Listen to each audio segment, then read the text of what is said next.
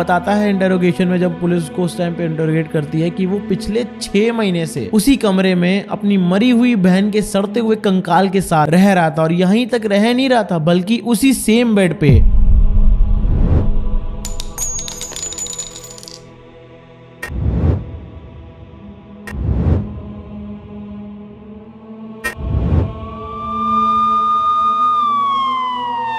तो ये केस इतना ज्यादा अजीब है कि इसका कोई भी प्री कंटेक्स्ट या फिर कोई ऐसा डिस्क्लेमर, एक ऐसा सजेस्टेड डिस्क्लेमर मैं आपको दे ही नहीं सकता जो कि इस केस के एक सरकमफेरेंस को, मतलब इस केस के एक रुख को बता सके या आपको एक्सप्लेन कर सके। तो इस वीडियो को पूरा देखना और आपको खुद पता चलेगा कि कैसे लोगों का विश्वास और लोगों का अंधविश्वास और फैमिली में चलते तनाव की वजह से कैसे फैमिलियां बर्बाद हो जाती हैं। और यही नहीं, वो इतना ज्यादा सीरियस मोड़ ले लेती हैं कि कोई भी नहीं सोच सकता। कब पुलिस वाले किसी घर से धुएं की कंप्लेंट सुन के आते हैं और उनको अंदर इतनी सारी डेड बॉडीज और ऐसे ऐसे राज मिल जाते हैं कि पुलिस वालों को खुद समझ नहीं आता कि ये यहाँ पे हुआ तो हुआ क्या, और अगर यहाँ पे हुआ तो किसी को पता क्यों नहीं चला। वीडियो शुरू करने से पहले एक छोटा सा मैं आपको मैसेज शेयर करना चाहता हूँ कि हमारी प्रीवियस वीडियोस और शॉर्ट्स पे इतने सारे अच्छे कमेंट्स, इतना अच्छा रिस्पॉन्स देने के लिए, हमारे चैनल पे सब्सक्राइब करने के लिए आप सभी का so very much thank you, बहुत बहुत दिल से धन्यवाद।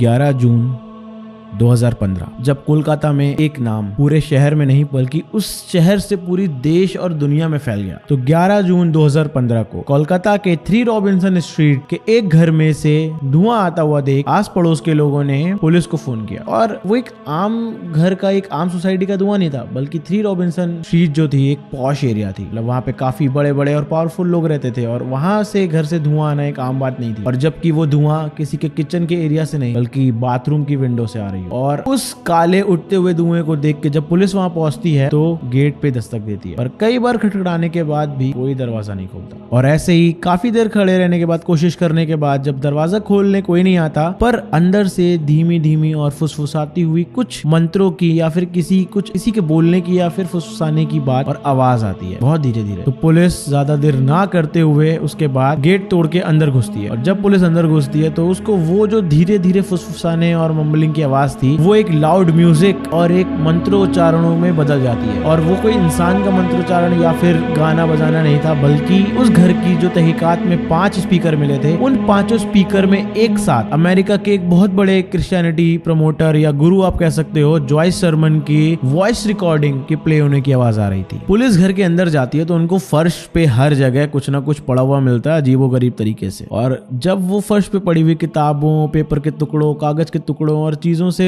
निकलते हुए बाथरूम के पास पहुंचती है, तब बाथरूम के दरवाजे के नीचे वाली जगह से उनको धुआं आता हुआ दिखता है। और जैसे ही वो उस बाथरूम के गेट को तोड़ते हैं तब उनको बाथरूम के अंदर बाथ टब के पास उस घर के मालिक 77 ईयर ओल्ड औरबिंदो दे की जली हुई लाश मिलती है। और लाश और बाथ टब के अगल बगल उनको पेट्रोल और माचिस के जले हुए तिल्लियां भी मिलती हैं और माचिस का एक डिब्बा भी मिलता है, जिससे उनको लगता है कि शायद उन्होंने खुद को आग लगा के अपनी खुद की जान ली है। पर उनको वहां पे सिर्फ औरबिंदो दे की जलने की महक नहीं आ रही थी धुएं के साथ साथ, पर उनको एक ऐसी और बदबू आ रही थी जो कहीं ना कहीं हर पुलिस वाले की जान पहचान या फिर उसको पता होता है कि वो किस चीज की बदबू है। पर वो उस बाथरूम से तो नहीं आ रही, जहां से वो अभी आए वहां पे भी नहीं आ रही, पर वो उस घर के पीछे वाले रूम से महक को ढूंढते ढूंढते, उस बदबू को ढूंढते ढूंढते वहां पे पहुंचते हैं। और हल्का सा धक्का देने पर एक कमरा खुल जाता है और उस कमरे में एकदम सुन्न अंधेरा, मतलब एकदम घना अंधेरा, और इतना ज्यादा अंधेरा कि पुलिस वालों को सिर्फ और सिर्फ गेट खोलते ही उस बदबू का एकदम पहाड़ उनकी नाक में भर जाता है और उनको कुछ दिखाई नहीं देता। उस कमरे की सारी विंडोज, सारे हर एक छेद जहां से रोशनी आ सकती थी, उसमें कागज या फिर पेपर को चिपकाया गया था ताकि उसमें से एक भी रोशनी का पार्टिकल या फिर रोशनी की रे अंदर ना आ जाए। और जैसे ही उन पुलिस वालों में से कुछ पुलिस वाले पर्दे को खींच के हटाते हैं, तब जो रोशनी आती है उस कमरे के अंदर, उससे पुलिस वालों की आंखों के सामने अंधेरा छा जाता है। जो बदबू उनको आ रही थी, जो उनको लग रही थी, वो बदबू उस कमरे के सेंटर में पड़े हुए क्वीन साइज बेड के एकदम बीच में एक सजा धजा लेटा हुआ कंकाल और उसके आसपास पड़े हुए 2 कुत्तों के कंकाल से आ रही थी। और यही नहीं, वो कंकाल बेड के एकदम सेंटर पे चादर के हल्का सा बाहर मुंह निकाल के लेटा हुआ था। ऐसा मान लो कि किसी ने उसको वहां पे ऐसा लेटाया हो और उसी के बाहर इंसान के नहीं पर 2 कुत्तों के और कंकाल एक ऐसी पोजीशन में थे जिसके लग रहा था कि शायद उनको किसी ने सजाया ऐसे कि वो कुत्ते जो हैं वो जिंदा हैं और आपस में एक दूसरे से बात कर रहे हैं या फिर एक दूसरे के प्रति कुछ विचार व्यक्त कर रहे हैं। और वहीं पे बेड के पास एक लंच बॉक्स पड़ा था जिसमें बहुत पुराना सड़ा हुआ खाना था। और जब पुलिस और ज्यादा उस कमरे को छानती है और बीनती है तो पड़ी हुई किताबों के बीच में उनको पेपर नोट्स मिलते हैं। और वो पेपर नोट्स हर जगह थे, मतलब अगर तुम सोच सकते हो कि वो पेपर नोट्स जहां पे भी हो सकते हैं उस जगह पे उनको एक पेपर नोट तो मिलता ही था। पिलो के नीचे, पिलो के अंदर, अलमारियों के बीच में, नीचे सुराख में, दीवारों के बीच में, कहीं कोई होल है तो उसमें भी उन्होंने घुसा रखा था। और ऐसे ही कई सारे उनको पेपर नोट्स मिलते हैं जिससे पता चलता है कि जो बाथरूम में 77 ईयर ओल्ड अरबिंदो दे मरे हैं ये उन्हीं की बेटी देवजानी दे है। और उसी कमरे के बेड में जहां देवजानी का कंकाल बिस्तर के अंदर चादर ओढ़ के सो रहा होता है और उसके बगल में जो 2 कुत्ते होते हैं जिनको ऐसे रखा जाता है उनके गर्दन पर डॉग कॉलर भी मिलता है। और पुलिस की माने तो रूम एकदम ऐसा था कि जैसे किसी ने हर चीज उसकी जगह पे एकदम सजा के रखी है, कि हर एक चीज का, चाहे वो गिरी हुई बुक हो, चाहे वो पेपर नोट्स हो, चाहे वो डॉग्स हो, चाहे वो कंकाल हो, चाहे उसका तकिया हो, चाहे उसकी चादर हो, वो किसी ने खुद अपने हाथों से उस जगह पे रखी है कि मानो उसका वही जगह फिक्स थी। क्योंकि वो एक कंकाल था। तो सबको पता है कि कंकाल तब बनता है जब बॉडी सड़ चुकी होती है। इसका मतलब है कि वो बॉडी काफी महीनों से उस बेड पर थी, उस कमरे के अंदर थी। और वो कुत्तों का जो कंकाल था वो भी उस कमरे में कई महीनों से था। उन 2 लैब्राडोर डॉगीज का नाम रिक्की और टेरी होता है, जिनकी डेथ सितंबर और अगस्त में हो जाती है। और जून 2015 में अरबिंदो की डेड बॉडी की कंप्लेन के टाइम पे जो कंकाल मिलता है उसकी बेटी देवजानी दे का, उसकी डेथ जून 2015 से 6 महीने पहले दिसंबर 2014 में हो चुकी होती है। तो जब ये सब जानकर पुलिस उस कमरे के बाहर निकलती है, उसी सारे नोट्स को क्रॉस करते हुए, किताबों को क्रॉस करते हुए, तब उनको लिविंग रूम में एक आदमी अपना सर पटकता दीवार पे दिखता है। और वो और कोई नहीं, देवजानी दे का भाई और अरबिंदो दे का बेटा 44 साल का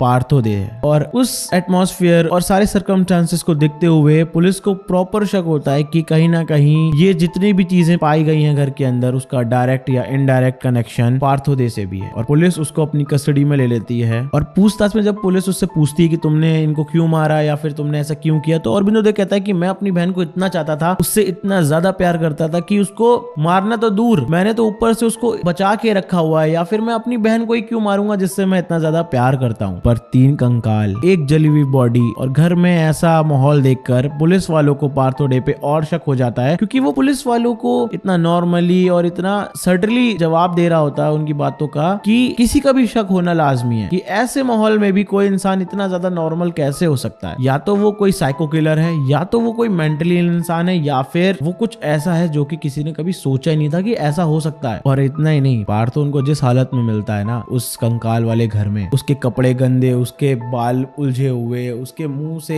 अजीब सी स्मेल आ रही, उसके शरीर से अजीब सी स्मेल आ रही है, उसके हाथ के नाखून जो है ना वो काले काले हो रखे हैं। मतलब कि वो बताता है इंटरोगेशन में, जब पुलिस को उस टाइम पे इंटरोगेट करती है, कि वो पिछले 6 महीने से उसी कमरे में अपनी मरी हुई बहन के सड़ते हुए कंकाल के साथ रह रहा था। और यहीं तक रह नहीं रहा था बल्कि उसी सेम बेड पे, उसी क्वींस बेड पे सोता भी था अपनी बहन के साथ, उसके बगल में। और वो अपनी बहन से इतना प्यार करता था कि उसने सारे खिड़की दरवाजे बंद कर रखे थे ताकि उसकी बहन की जो महक है ना, खुशबू, उसके लिए वो उस कमरे से बाहर ना चली जाए, इसलिए उसने सब कुछ बंद कर रखा था। और यहाँ तक कि आप सबको पता है कि इंसान या किसी की भी डेड बॉडी डिकम्पोज होना शुरू होती है, सड़ना शुरू होती है, तो उसमें कीड़े और मेगेट्स पड़ जाते हैं। इवन वो उस सेम बेड पे जहां उसकी मरी हुई बहन की सड़ती हुई बॉडी पे मेगेट्स लग रहे थे, वो तब भी अपनी बहन के साथ ही उसके बगल में सोता था। और यही नहीं, वो जो पड़ा हुआ लंच बॉक्स था जिसमें खाना सड़ रहा था, वो उसी लंच बॉक्स से अपनी बहन को और उन कुत्तों को खाना खिलाता था। और पुलिस के इंटरोगेशन में वो बताता है कि रोज रात में उसकी बहन जिंदा हो जाती है और उसके साथ खाना खाती है,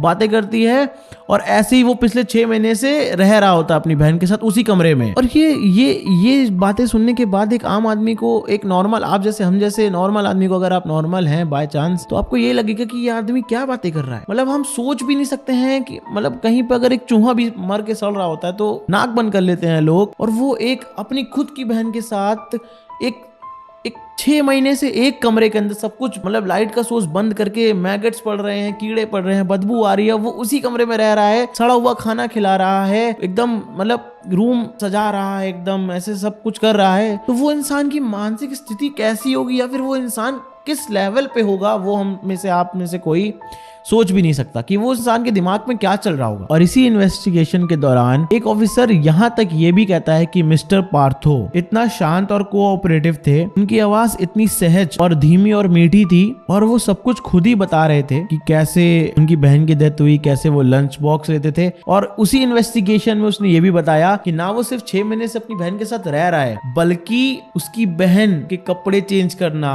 उसको सेम उस बेडशीट पे उसका मुंह वैसे ही रखना, उसका हाथ वैसे ही रखना, चादर उतनी ही उड़ाना, उसकी गर्दन तक चादर उड़ाना, यहाँ तक कि खाना खिलाना, उसको कपड़े बदलना, बेडशीट बदलना, ये हर चीज पिछले 6 महीने से हर दिन कर रहा था वो। और जैसे जैसे इस केस की इन्वेस्टिगेशन आगे बढ़ती है, बहुत सारी ऐसी चीजें, बहुत सारे ऐसे राज सामने आते जाते हैं जिससे लगता है कि ये फैमिली के अंदर, इस घर के अंदर क्या चल रहा है, और क्यों आज के उस समय पे भी लोगों को अपने अड़ोस पड़ोस से इतना नहीं पता चला कि उनके घर के बगल में कुछ ऐसा चल रहा है, और उनको महीनों तक नहीं पता। तो इन्वेस्टिगेशन आगे बढ़ती है। पार्थो डॉक्टर्स को और लोगों को लगता है कि पुलिस वाले जिससे डील कर रहे हैं ना, कि एक घर में कंकाल पड़ा हुआ है इतने महीनों से, उसी कमरे में एक बेटा रह रहा है अपनी बहन के साथ, और उसका पिता भी जिसने उस दिन सुसाइड करी है अपनी बेटी के मरने के 6-7 महीने बाद, और उसको भी नहीं पता कि उसकी बेटी ऐसे मरी पड़ी है। हर जगह न्यूज के नोट्स पड़े हुए हैं, बुक्स पड़ी हुई हैं, अलग अलग। जब वो एंटर हुए तो स्पिरिचुअल गुरु की रिकॉर्डिंग चल रही थी, और उसकी हालत को देख के, उसके बयानों को सुनकर, उसके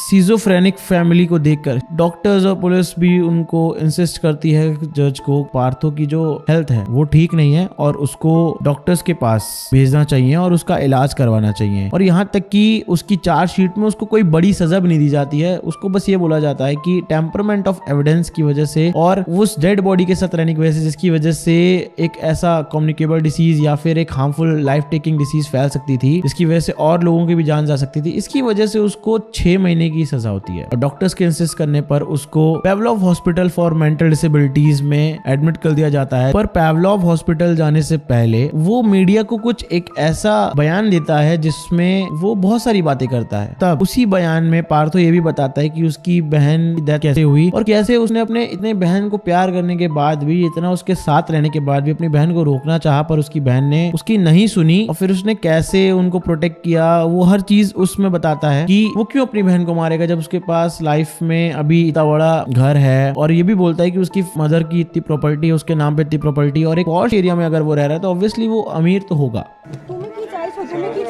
I consider আমাকে কোনো ডকুমেন্ট রাখা হয়নি, so it is illegal to keep me here. It is illegal to keep me here. কি তুমি কি এখানে থাকতে চাইছো না এখান থেকে চলে যেতে চাইছো? I am free citizen. I want to go to mother house. I have committed no crime, as no crime has been shown to me that I have committed.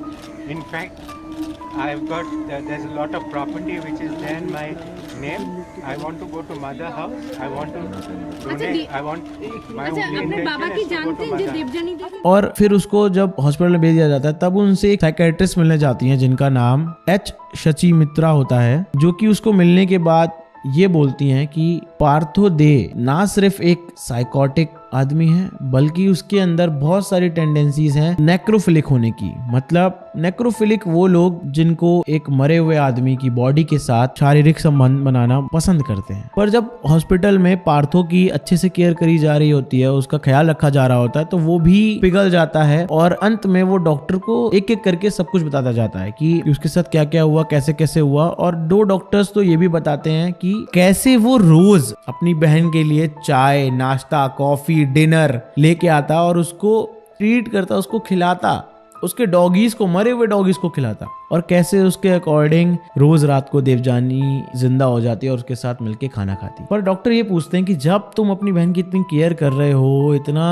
प्यार करते थे उससे, तो तुमने उसको क्यों नहीं रोका? तब वो कुछ ऐसा बताता है जिसके लिए हमें वापस से सब कुछ शुरू करना पड़ेगा। बट सबसे पहले उन नोट्स में क्या लिखा, वो लोग आपस में एक दूसरे से बात करते थे। मतलब एक घर में रहने के बाद, एक साथ रहने के बाद, इवन उसकी बहन और वो एक कमरे में रहने के बाद आपस में नोट्स लिख के बात, जिसकी वजह से उसके फादर को तो 3 महीने तक पता नहीं चला कि उनकी बेटी देवजानी मर चुकी है। और मरने की क्या वजह है, ये इस वीडियो में आगे हम बात करेंगे। पर उससे पहले जब औरबिंदो दे की लाश मिलती है जली हुई और माचिस की तिल्लियां, पेट्रोल मिलता है, तो वहीं पे एक सुसाइड नोट भी मिला होता है कि लव यू बेटा। और लव यू बेटा का मतलब है कि उन्होंने सुसाइड ही करी है, जो कि कंफर्म हो गया था। और वो अपने बच्चों से प्यार करते थे, कोई उनके साथ गिला शिकवा नहीं, कोई कुछ नहीं। और उनको 3 महीने पहले पता भी चल जाता है कि उनकी बेटी मर चुकी है, पर फिर भी वो उतने महीने बाद सुसाइड करते हैं, ना अपने बेटे के खिलाफ ना किसी के खिलाफ कोई एक्शन लेते हैं। इसका मतलब है कि कुछ गड़बड़ तो उन दोनों बच्चों में नहीं बल्कि फैमिली में बहुत पहले से चलती चली आ रही है। अब इन्वेस्टिगेशन और आगे बढ़ती है और उनको वहां पे वो जिसमें हम कर्सिव राइटिंग नहीं करते थे बचपन में, वैसी किताबें मिलती हैं। और वैसी एक नहीं 10 किताबें मिलती हैं जिसको पार्थो अपनी जर्नल अपनी डेली लाइफ के बारे में लिखने के लिए यूज करता था। और उसी में से ये केस का सॉल्यूशन निकलना शुरू होता है और जो जो उसमें मिलता है वो इस केस को और क्लियर करता जाता है कि ये क्यों ऐसा हुआ इस केस में और क्या क्या चीजें चलती गई। तो उस 10 डायरी में से एक डायरी में लिखा हुआ था, पार्थो लिखता है, my sister was growing old and she has asserting her independence. My mother was jealous of her. We went on vacation. My mother made her strip in the bathroom. My mother wanted to see me develop a relationship and she think that I am impotent. And to develop a relationship, that's why she used to send maid servants to my room to excite me. मतलब उसकी माँ के according उसका बेटा important है या फिर गे है, जो कि शायद बाकी लड़कों से अलग है क्योंकि वो अपनी बहन के साथ रहा है बचपन से। और क्या पता कि वो गे ना हो, इम्पोर्टेंट ना हो, बल्कि वो अपनी बहन के जैसा हो। उसको पता हो कि एक ऐसा क्रिंज टिपिकल टाइप के बॉयज होते हैं वो उनसे अलग हो, कि कंपटीशन ना हो, जिसकी वजह से उसकी माँ को शायद गलत फहमी हो सकती थी कि उसका बेटा ऐसा ऐसा। और आगे पता चलता है कि पार्थो नहीं बल्कि उसकी पूरी फैमिली सीजोफ्रेनिक फैमिली है। पर जिस माँ की बात वो इन नोट्स में कर रहा था, अपनी जर्नल में कर रहा था, उन आरती दे की डेथ तो 10 साल पहले ही हो चुकी है। फिर वो ऐसा नोट्स में अभी तक 10 साल बाद भी उनकी माँ ऐसा क्यों उनकी लाइफ पे ऐसा कब्जा करके बैठी हुई है, उनका ऐसा स्ट्रेंथ है जिसकी वजह से आज की डेट में 10 साल बाद भी इतना सब होने के बाद पार्थो उनकी बात कर रहा है। और जब खुलासे हुए तो एक अपराधी, और जब इस बात का राज खुलना शुरू हुए तो जहां पे पुलिस को पहले लगता था कि पार्थो एक अपराधी है, ठीक है, वहीं पे वो जर्नल्स पढ़ने के बाद, राज खुलने के बाद उसको लगा कि नहीं, पार्थो अपराधी नहीं बल्कि पार्थो तो वो है जिसके साथ ये सब हुआ है, जिसको वो ट्रॉमा, जिसको वो प्रताड़ना मिली है। तो लॉन्ग स्टोरी शॉर्ट सीधा पहुंचते हैं 1968 में, जब बैंगलोर के एक कपल को उनकी शादी के 3 साल बाद एक सुंदर सी बेटी देवजानी होती है और उसी के कुछ समय बाद एक सुंदर सा बेटा पार्थो होता है। तो सब कुछ बढ़िया चल रहा होता है। उनकी माता उनके घर में ज्यादातर कमांड रखती हैं। उन्होंने बचपन से ही अपने बच्चों को एक सिक्योरिटी बबल में रखा है कि उनको बाहर जाने से रोका है, दूसरों के साथ जाने से रोका है। वो इवन अपने घर में ही खेलते कूदते रहते थे, अब बाहर जाने का उनको मौका ही नहीं मिला उतना ज्यादा, स्कूल से घर, घर से फिर अपना अंदर ही। इससे साफ पता चल रहा था कि उनकी माँ का कैसा स्टैंड था अपने बच्चों, अपनी फैमिली के लिए। और इवन कई बार तो पार्थो की जो मम्मी थी आरती दे, उन्होंने अपनी बेटी देवजानी को पनिश भी किया, क्योंकि उनके अकॉर्डिंग तो जब देवजानी इंडिपेंडेंट के लिए अपना खुद को सेल्फ इंडिपेंडेंट कर रही थी तो वो उनके नजरों में गलत था। इसकी वजह से उन्होंने कई बार पार्थो के सामने उसकी बहन को पनिश किया है। और यही बात पार्थो के दिमाग में बसती चली गई, क्योंकि वो अपनी बहन के सबसे ज्यादा क्लोज था। बाहर उसके दोस्त नहीं थे, मम्मी उसकी ऐसी थी, तो अपनी बहन से सारी बातें करता था। फादर का उनको कुछ पता नहीं था कि क्या चल रहा है, क्योंकि अभी तक ऐसे नोट्स में भी कुछ नहीं मिला। और यही सब चलते चलते पार्थो की माँ इवन पार्थो को भी इंपोर्टेंट समझने लगी। और फिर शुरू होते हैं फैमिली कलेश, फैमिली इश्यूज और फैमिली डिस्प्यूट्स। उनके नोट्स के अकॉर्डिंग पार्थो की माँ उस हद तक जा चुकी थी जहाँ पे उन्होंने कुछ ऐसी ऐसी चीजें करी हैं जो कि पार्थो ने भी उन नोट्स में नहीं लिखी, पर उन्होंने डॉक्टर्स को बताया। पर एक दिन, पर वो कहते हैं ना कि ताली दोनों हाथ से बजती है, एक हाथ से नहीं। तो जहाँ पे उनकी माँ का ऐसा रवैया था अपने बच्चे, अपनी फैमिली की तरफ, वहीं पे जब पार्थो के दादा की डेथ हुई थी, तब पार्थो के दादा की जो वाइफ थी, मतलब पार्थो की दादी, वो और उनका बेटा अरुण, मतलब पार्थो के पिताजी औरबिंदो के भाई अरुण और औरबिंदो की माता, दोनों अपने पिता और अपने पति के फ्यूनरल में गई थी। पर औरबिंदो दे अपने फादर के फ्यूनरल में नहीं गया था, क्योंकि उनके स्पिरिचुअलिटी के हिसाब से उनको लगता था कि इंसान मरता नहीं है और वो हमारे साथ ही रहता है। और यही सोच के वो अपने खुद के फादर के फ्यूनरल में नहीं गए।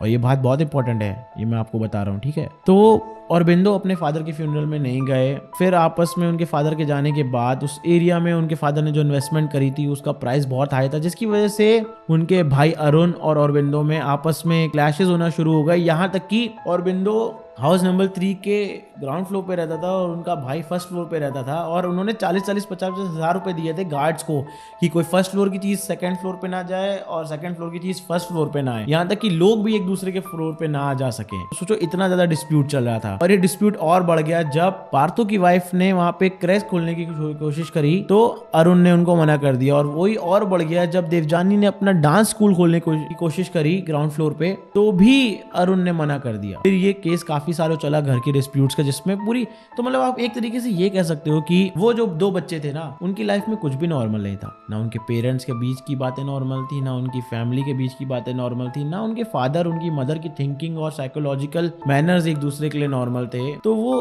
उनके लिए नॉर्मल क्या था वो शायद हम और आप नहीं डिस्क्राइब कर सकते हैं। सबकी स्पिरिचुअलिटी अलग अलग होती है, हम वो भी डिस्क्राइब नहीं कर सकते हैं। और अरुण और अरबिंदो के बीच में चल रहे इस डिस्प्यूट की वजह से औरबिंदो की वाइफ आरती दे उनसे सेपरेट हो जाती हैं और अलग रहने लगती, जिसमें औरबिंदो अपनी बेटी देवजानी के साथ रहने लगा है और पार्थो अपनी माँ आरती के साथ रहने लगती है, और वो लोग आपस में भी मिलना जुलना बंद कर देते हैं। पर जब वो बड़े होते हैं तब उनको थोड़ी थोड़ी इंडिपेंडेंस मिल जाती है और वो कॉलेज में भी एक साथ ही मिलते हैं फिर वो लोग, और उस कॉलेज से साथ में पढ़ते पढ़ते यहाँ तक कि कई तो टीचर्स ने ऐसा भी कहा है कि वो दोनों इतने पास थे कि उनको लगता था कि शायद इन दोनों के बीच में कुछ चीजें ऐसी हैं जो कि एक भाई बहन के बीच में आमतौर पर नहीं होती। वो प्यार एक भाई बहन वाला प्यार नहीं था जो इन दोनों के बीच में दिखता था, क्योंकि इनका कभी बचपन से कोई दोस्ती नहीं है। शायद हो सकता है इस वजह से ये लोग एक साथ रहते हो, एक दूसरे के साथ रहते हो। फिर कॉलेज खत्म होने के बाद पार्थो TCS में जॉब करने के लिए बाहर चला जाता है एक अच्छे पोस्ट पर, और देवजानी अपना विदेश चली जाती है अपना कोर्स कंप्लीट करने के लिए, सीखने के लिए, पढ़ने के लिए, और ये दोनों लोग अलग रहने लगते हैं। देवजानी के लिए सब सही चल रहा होता है, पर पार्थो वहां पे अपनी नई कंपनी में नए लोगों के साथ रह नहीं पाता है, जिसकी वजह से वो दिखने लगता है कि बचपन से जो जो उसके साथ हुआ है वो ट्रॉमा उसको कहीं ना कहीं अभी भी परेशान कर रहा है। और तभी उसके ऊपर एक और ऐसा स्ट्रोक गिर जाता है, एक ऐसा पहाड़ गिर जाता है जिसकी उसने कभी उम्मीद नहीं करी थी। ऑल्दो उसकी और उसकी मदर की कभी नहीं बनी, पर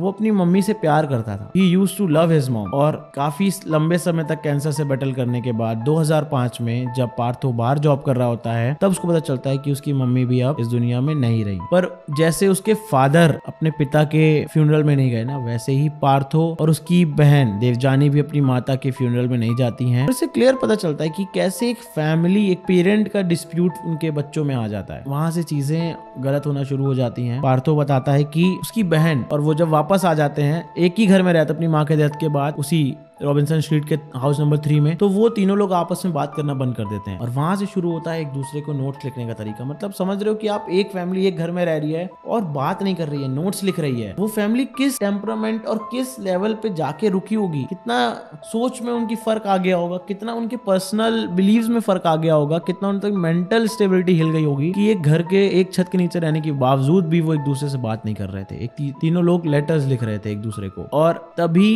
जो पार्थो की बहन है देवजानी, वो स्पिरिचुअलिटी की तरफ बढ़ती चली जाती है, और पुलिस को वहां से पता चलता है कि देवजानी एक नहीं बल्कि 12 अलग रिलीजन के 12 अलग गुरुओं को फॉलो करती है, और वहां से 20,000 से भी ज्यादा स्पिरिचुअल बुक्स मिलती हैं उस घर के अंदर से। तो आप समझ रहे हो कि कैसे देवजानी ने वो अपना मेंटल ट्रॉमा, अपना चाइल्ड ट्रॉमा डील करने के लिए स्पिरिचुअलिटी को यूज किया, और उसमें वो किस एक्सट्रीम लेवल तक चली गई। और उसका ये मानना था कि उसकी लाइफ में जब ये सब चीजें चल रही थी तब अगस्त में उसके डॉग की डेथ हो जाती है, और उसी के कुछ समय बाद, 1 महीने बाद उसके दूसरे डॉग की डेथ हो जाती है। तब वो और ज्यादा नीचे चली जाती है और वो कहती है कि अब तो मुझे भगवान ही जवाब देंगे, तब तक मैं कुछ नहीं खाऊंगी। और पार्थो बताता है कि उसकी बहन फास्टिंग रखना शुरू कर देती है कि शायद मैं फास्ट रखूंगी और मुझे भगवान जवाब देंगे तभी मैं अपना फास्ट तोड़ूंगी। तो वो बताता है कि पहले 1 महीना तो उसने सिर्फ 2 रोटी एक दिन में और पानी पीती थी। फिर सितंबर भर ऐसे ही चला और नवंबर शुरू हुआ। नवंबर में उसने रोटी भी बंद कर दी और नवंबर से वो सिर्फ और सिर्फ पानी पे रहने लगी, और दिसंबर आते आते उसने पानी भी बंद कर दिया। और 3 महीने की इस लॉन्ग फास्टिंग की वजह से सडनली 29 दिसंबर 2014 को देवजानी की डेथ हो जाती है। और पार्थो जिस मेंटल स्टेट में था उसके हिसाब से तो नॉर्मल क्या होता है उसको पता ही नहीं है, डेथ क्या होती है उसको पता ही नहीं है, क्योंकि उसके फादर ने कभी उसको रियलाइज नहीं करवाया, उसकी मदर ने उसको कभी रियलाइज नहीं करवाया, और वो रियलाइज कर नहीं पाया कि उसकी बहन चली गई है। इसका मतलब है कि वो जा चुकी दुनिया से, लेकिन वो तब भी अपनी बहन का डेड बॉडी को रखा था, उसको साफ करता था, उसका बेडशीट बदलता था, और वो सारी केयर करता था जो कि एक नॉर्मल इंसान, जिंदा इंसान की करता है। इसी नोट्स लिखने की वजह से डेथ के 3 महीने तक उनके फादर को कुछ नहीं पता चलता और उनके फादर भी उसके कुछ समय बाद सुसाइड कर लेते हैं, खुद को जलाकर। तब पुलिस उनको पकड़ लेती है और अरबिंदो ये सब जेल में बता रहा होता है और उसके डॉक्टर्स की वजह से, ऐसे मेंटल इलनेस की वजह से उसको 6 महीने बाद रिलीज कर दिया जाता है और वो अपना वो 3 रॉबिन्सन स्ट्रीट वाला घर भी बेच देता है 40-45 करोड़ का। और वहीं उसी शहर के एक दूसरे एरिया में वो एक बिल्डिंग के 11th फ्लोर पे एक घर ले लेता है और फिर वो अपनी जिंदगी को नॉर्मल करने की कोशिश करता है। वो फेस्टिवल्स के इवेंट्स करवाता है, मिलता है। और जब वो जेल से निकला था ना, तब उनको एक फादर ने अपने पास रखा क्योंकि उनको लगता था कि जो उसके साथ हुआ है वो गलत हुआ है और फादर ने उसकी पूरी केयर टेकिंग करी और ऐसे ऐसे करते करते अरबिंदो के अंदर चेंज आए। इवन जब वो फेस्टिवल, उसके बारे में देखो,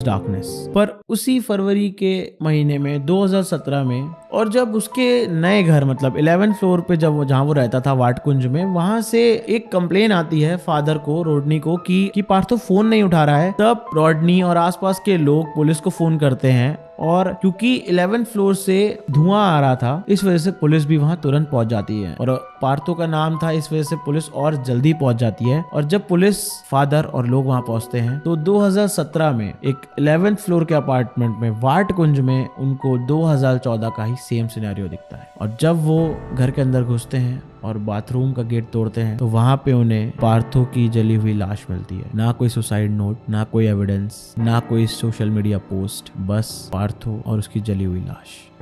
तो इस पूरे केस से हमें एक चीज पता चलती है कि कैसे, चाहे पुलिस हो, चाहे एक साइकाइट्रिस्ट हो, चाहे आसपास के लोग हों, उन्होंने एक मेंटल इलनेस को ऐसा समझ लिया कि मेंटल इलनेस तो कभी ठीक ही नहीं हो सकती, या फिर मेंटल इलनेस कोई बीमारी ही नहीं है, डिप्रेशन कोई चीज ही नहीं है। और उसको एक, यहाँ तक कि न्यूज में भी उसको एक ऐसा हैवान दिखाया गया पार्थो को कि उसने खुद की बहन को मार दिया, अपनी बहन के साथ सोया, अपनी बहन के साथ सेक्सुअल रिलेशनशिप बनाए, 6 महीने तक सोता रहा, कीड़े पड़े तब भी उसी के पास रहा, अपने फादर के साथ ऐसा। तो अपने आसपास वालों से हम बात ही नहीं करते हैं, हमने अपने दोस्तों से बात करना बंद कर दिया, उनसे पूछना बंद कर दिया कि उनके जीवन में क्या चल रहा है, क्या नहीं चल रहा है। और पार्थो भी आखिर में चला जाता है और पूरी जो डे फैमिली है वो खत्म हो जाती है। तो ये केस यहीं पे खत्म होता है। और मैं एक बार फिर से आपको बहुत बहुत दिल से धन्यवाद कहना चाहता हूँ कि आप इस चैनल को ऐसे सपोर्ट कर रहे हो। हाँ, और रिक्वेस्ट ये है कि प्लीज मेरे चैनल को सपोर्ट करो, उसको लाइक करो, शेयर करो अगर वीडियो यहाँ तक देख रहे हो। I want to do this full time, और मैं ऐसे केसेस आपके सामने लाना चाहता हूँ, ऐसे केसेस आपके बीच में लाना चाहता हूँ, और मैं ये चीज फुल टाइम करना चाहता हूँ। तो support this channel so I can do this full time and leave my job obviously. और ऐसे सपोर्ट करते रहो। Thank you so much, thank you so much, धन्यवाद आपका। Stay safe, be happy. जय हिंद, जय भारत।